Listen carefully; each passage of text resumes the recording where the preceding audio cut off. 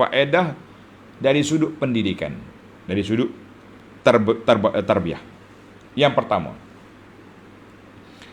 ayat kita ni wadrib lahum mathalan. Allah Ta'ala suruh buat satu bandingan cerita penduduk sebuah kampung. Innal ibrata, pengajaran itu boleh kita ambil daripada kisah yang dibuat bandingan ini. Falaisa minad daruri an yu'ayyana al-mathalul madrub. Bukan satu benda keperluan yang mendesak untuk kita tentukan siapa kumpulan itu, di mana tempat dia, bila tarikhnya, tak penting. Yang penting pengajaran yang kita boleh ambil. Yang penting yang kita boleh ambil itu. Macam kita cerita sekarang tak? Tuan-tuan dan puan-puan, jangan buat maksiat, jangan melakukan benda mungkar, nanti Allah Ta'ala binasakan sebagaimana binasanya umat tu, orang dulu, kampung ni, dengan banjirnya, dengan bencananya, dengan macam-macam. Kita kata itu cara kita cerita. Kalau kita duk cerita itu, malah orang kampung tu tuduh orang macam-macam awak. Al-ibrah. Kerana itu Allah kata wadrib lahum masan ashabal qaryah. Tuhan tahu semua. Kalau Tuhan nak kita bincang tentang kampung tu, senang ya, dia sebut nama, di mana kampung, tahun bila berlaku, apa nama nabi dia, 3 orang rasul tu boleh tak dinamakan? Memang sangat boleh. Tapi tidak penting perkara itu. Maka Tuhan tak sebut nama kampung, Allah tak sebut nama rasul dia, Allah Ta'ala tak sebut di mana tahun bila. Kerana itu bukan tempat mengambil ibrah. Balil ibratu fil qissati kulliha. Yang kita nak ambil pengajarannya apa? Di dalam ayat ini, iaitu kisah yang berlaku itulah yang menjadi kepentingan, menjadi keperluan kepada kita mentadabbur. Maknanya kalaulah nama tempat itu penting, sah Allah Ta'ala akan sebut dalam Quran ni. Tak payah kita duk pincang panjang, tak payah kita duk takalluh mencari-cari, tak perlu. Itu yang pertama dari sudut pendidikan. Yang kedua, dari sudut pendidikan lagi, qalu inna tatayyarna bikum. Mereka mengatakan kami rasa sial, kesialan, malang. Orang kata sial majal. Kelantan dia ada tambah sikit, takkid, sial majal. Mu ni bawa sial majal kepada kami. Ayat ini menganggap benda-benda sial ni iaitulah satu tabiat kepada pendusta, penentang Rasul-Rasul alaihi wassalatu wassalam. Fattatayur, suka mengambil kesialan, sial majal ni daripada sifat puak kafir, menjadi kewajipan kepada kita orang Islam jauhkan diri daripada sifat buruk ini, dan kita kena bertawakal kepada Allah Azza wa Jalla setelah melakukan sebab-sebab yang boleh menyelamatkan. Barulah kita faham, tak ada sialan kan? Nabi sebut dalam hadis la udwa wala tiyarata wala hamata, ada riwayat kata wala safara, tak ada kesialan dengan burung hantu, dengan burung-burung apa saja pun, wala safara, dan juga tidak dengan penyakit dengan bulan safar. Ni kita dah ajak orang mandi sapa pula dah. Ni adalah penyakit berlaku tu. Nak hidupkan amalan jahiliah yang telah dikuburkan oleh ulama-ulama pendakwah kita kubur, kita korek balik. Ini satu penyakit. Maknanya buat kesialan. Jadi orang mukmin tak anggap benda sia-sia, tak ada. Dia ni tak ada jodoh ni, tak ada orang pinang dia, mari kita mandi bunga. Pasal apa? Nak hilang kesial. Itu karut, itu khurafat punya permainan. Yang pertama, kita letak untuk selesai masalah, tak ada jodoh. Tak ada jodoh. Yang kedua, kadang-kadang jodoh ada, mari engkau yang buat sebab. Orang minta, tak puas lagi jaga anak. Nanti baru umur 25, tak puas lagi jaga anak. Habis mu nak jaga sampai umur berapa? 50 baru nak kahwinkan anak. Ni punca mari daripada kita. Ibu bapa ni, aulia, wali-wali tu yang buat masalah pada anak. Ya, orang perempuan dia ada tempoh dia. Bila sudah sampai peringkat umur sekian, orang pun tak Tak apa nak tengok lah sebab hak laki-laki tu lebih muda umur contohnya. Jadi jangan menyusahkan. Kampung dia menganggap kesialan tu. Nak mandi air bunga lah, mandi tu, mandi ni. Macam-macam lah. Tabur garai kunyit atas kepala. Duk main khurafat apa benda ni. Dalam tanya jawab semalam, orang ambil tali pengikat mayat. Gali kubur kawan sendiri. Nak ambil tali sebab nak jadi kaya. Karut. Banyak benda-benda khurafat karut. Jangan duk main. Kesialan apa benda. Baik. Kita berpindah pula kepada yang ketiga. Al-fawaid al-ilmiyah. Dalam ayat ini, iz arsalna ilaihi musnain. Ketika kami hantar kepada mereka dua apa? Dua rasul. Fakazzabuhuma fa'azzazna bisalis. Tak percaya, aku hantar yang ketiga. Dalam ayat ini menunjukkan jawazu ta'addudir rusul. Harus berlaku beberapa orang rasul kepada satu kumpulan. Ma'attihadil mursal. Orang yang dihantar kampung satu je, tapi rasul 3 orang mari, boleh. Sebagaimana dalam ayat ini Allah kata, aku hantar 2 orang, tak cukup, tambah seorang lagi. Itu dia panggil keharusannya. Harus. Mana harus tu bagi boleh lah. Jangan duduk pelik-pelik. Macam Nabi Musa. Dia pergi dengan Harun. Kumpulan sasaran dia Firaun. Ada juga 2. Sini 3 orang. Yang keempat, qalu ma antum illa basyarum misluna. Manusia macam kami juga mengaku jadi rasul. Kata dia ulama, innal ladina yukazzibun ar-rusul. Orang yang mendustakan rasul-rasul itu laisa indahum illal mukabarah. Mereka itu semuanya sombong. Mereka tak ada hujah. Yang dia adanya sombong. Tengok dia kata apa? Mu ni manusia. Tengok ayat kita tu. Ayat 15. Mu manusia. Allah Ta'ala tak hantarlah orang macam awak ni mari. Kamu pendusta. 3 tuduhan dia bawa. 3 tuduhan. Jadi fahadhil jumalu salasah. 3 tuduhan ni tak ada hujah langsung. Yang adanya kerah kepala. Orang kata kerah king. Kerah king ada. Kalau nak kata hujah, tak ada hujah. Tak ada hujah.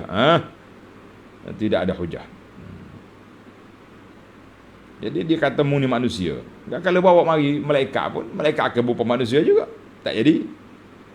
Yang kedua dia kata Tuhan tak turunlah orang macam kamu ni. Menafikan satu benda yang jelas mata, bukan hujah. Yang ketiga, mereka terang-terang mengatakan rasul-rasul itu pembohong. Ini bukan hujah. Baik. Kita pergi kepada yang kelima. Wa ma 'alaina illal balaghul mubin. Rasul kata apa? Kami ini menyampaikan, tugas kami menyampai.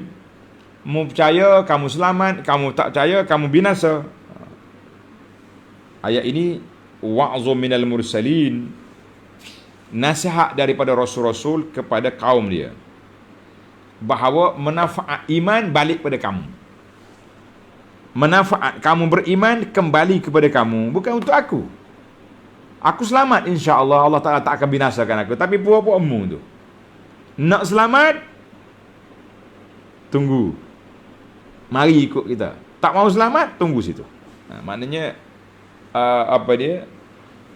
nasihat daripada Nabi untuk menyelamatkan. Kita pun sama juga, kita nasihat pada kita semua ni untuk menyelamatkan kita. Siapa nak selamat, mari ikut Nabi SAW. Siapa tak nak selamat, pergi cari orang lain. Yang keenam, ayat yang sama lagi. Wa ma 'alaina illal balaghul mubin. Penyampaian kami balagh mubin, sangat terang jelas. Ayat ini meletakkan syarat bahawa rasul-rasul dalam penyampaian mereka, dalam maklumat yang disampaikan, mesti mubin, mesti jelas. Jangan ada yang rumut, yang pelik-pelik, tidak ada. Nabi SAW sendiri, SAW sendiri, dia kalau dia mengajar, dia ulang 3 kali. Supaya apa? Supaya orang faham apa yang dia ajar. Kita ni pula, tak. Bila mengaji kita tasawuf yang pelik-pelik, Yang masuk ajaran batil ni mula tak faham dah. Kalau bismillah mesti 20 huruf. Tak cukup 20 kena tambah A depan. Ada juga orang percaya orang macam ni. Allahu Akbar. Ini yang saya menunggu. Pihak kerajaan mengambil tindakan ataupun pihak ashabus samahah, mufti-mufti, alim ulama bersuara menyatakan kesihatan dia. Payah juga nak nyata sebab dia negeri lain. Kita tahu secara negeri lah. Hari ni dunia global, dunia kecil. Duduk ni hujung pelosok dunia pun kalau benda ajaran satu orang bawa lah ke mana-mana pun. Jadi kalau kita diam macam ni, mereka pun bangga dengan ajaran dia dan orang lain yang terpengaruh dengan dia. Jangan tunggu sampai parah baru kita nak cegah. Jangan. Yang ketujuh, dia kata qalu inna tatayyarna bikum. Kamu rasa kesialan dengan kamu ni Rasul. Nabi jawab, ta'irukum ma'akum. Kesialan tu kamu yang bawa, bukan aku. Apa dia? An-nazunub wa takzib. Dosa kamu, pembohongan, pendustaan kamu kepada Rasul, itulah yang membawa kesialan. Sebab sudah menjadi sunnatullah, ketetapan Allah Azza wa Jalla, siapa dia derhaka, dialah sial. Jadi sekarang ni bukan aku bawa sial, kamu yang membawa kesialan sebab tak mau ikut dakwah aku, tak mau ikut apa yang aku ajar. Aku ajar mu tak mau ikut. Lepas tu dia kata kita sial lah macam-macam. Dia kata kita ni sial, kita ni macam-macam. Maka itu dia panggil perbuatan yang tidak baik. Yang ketujuh dah, kan? Yang ke-8, dalam ayat Quran, a'in zukirtum. Tengok ayat yang kita baca. A'in zukir, qalu ta'irukum ma'akum a'in zukirtum bal antum qaum musrifun. Dan malang itu apa yang kamu buat? Patutkah kerana kamu diberi peringatan menganggap aku bawa sial? Jadi ayat ini tulis tuan-tuan, jawazu hafharas fi ma'ulima bisyaq. Dalam sudut bahasanya harus kita ringkaskan. Kita tak payah ulang balik tuduhan-tuduhan dan hujah yang lepas, sebab sudah dikenali, sudah dipastikan, sudah disebut belum ni. Jadi ayat Quran nak ringkas. A'in zukirtum. Bila kamu diperingatkan, kamu mengamuk kenapa? Apa yang diperingatkan? Sudah diberitahu. Rasul sudah maklumkan. Jadi kita kata macam kita bahasa Melayu pun ada macam ni. Tak. Maka dengan itu, seperti yang telah disebut, dia tak ulang balik. Kalau ulang balik jadi panjang semula cerita. Itu dia panggil uslub Al-Quran. Wala yu'addu hadha naqsan fil kalam wa balaghatihi.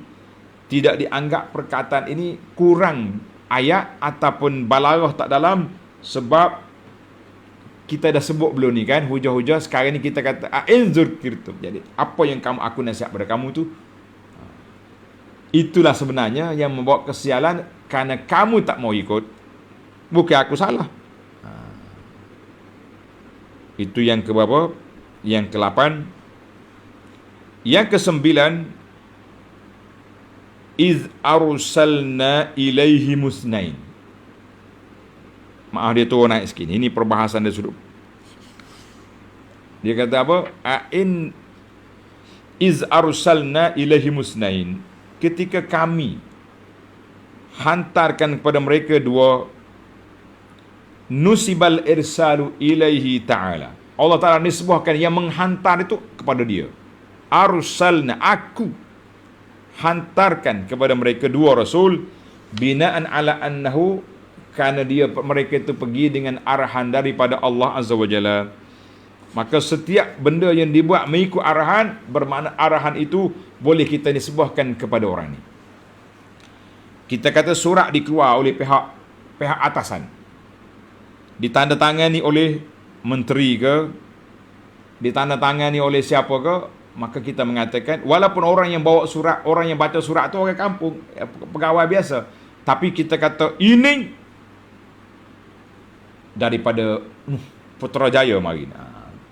Mana Allah Ta'ala kata arsalna ilaihim, aku yang hantar, aku yang utuskan kamu. Ini kembali kepada arahan daripada Allah Azza wa Jalla. Allah hantar mari. Yang terakhir, yang ke-10 para pelajar sekalian, wa ma anzalar rahmanu min syai'. Puak kafir boleh percaya. Dia kata Allah Ta'ala Ar-Rahman tu tak bawa apa-apa, muzri reka. Ayat ini isyaratun ila raddi alaihim. Isyarat kepada kamu tahu Allah yang bersifat Ar-Rahman tak hantar kepada kamu. Maka kita kata kalau Allah Ta'ala bersifat dengan Rahman dunia wal akhirah, bersifat dengan kasihan belah kepada hamba dunia dan di akhirat, maka Allah Ta'ala hantar mari Rasul dengan sifat dia Rahman nak menyelamatkan kamu. Kalau kamu tahu dah Rahman, kenapa kamu tak ikut? Ini yang kita bimbang. Kita tahu. Tahu apa? Kita tahu benda yang Allah Ta'ala yang bagi, tapi kita buat tak tahu. Banyak ayat-ayat Quran kita tak nak pakai. Sebab apa? Bercanggah dengan apa? Bercanggah dengan perlembagaan. Bercanggah dengan hak asasi manusia, human right. Bercanggah dengan macam-macam bercanggah. Kita kata ketepikan segala percanggahan itu. Biar kita yakin bahawa apa yang Ar-Rahman turun kepada kita dalam Quran, hudud, qisas, apa saja undang-undang, itu semua daripada Allah yang kasih sayangnya kepada hamba dia, nak menyelamatkan kamu di dunia dan di akhirat. Ini kita dalam bincang ayat Quran, baca Yasin tengah pagi, petang, siang, malam. Ada orang sakit, Yasin. Nak naik rumah baru, Yasin.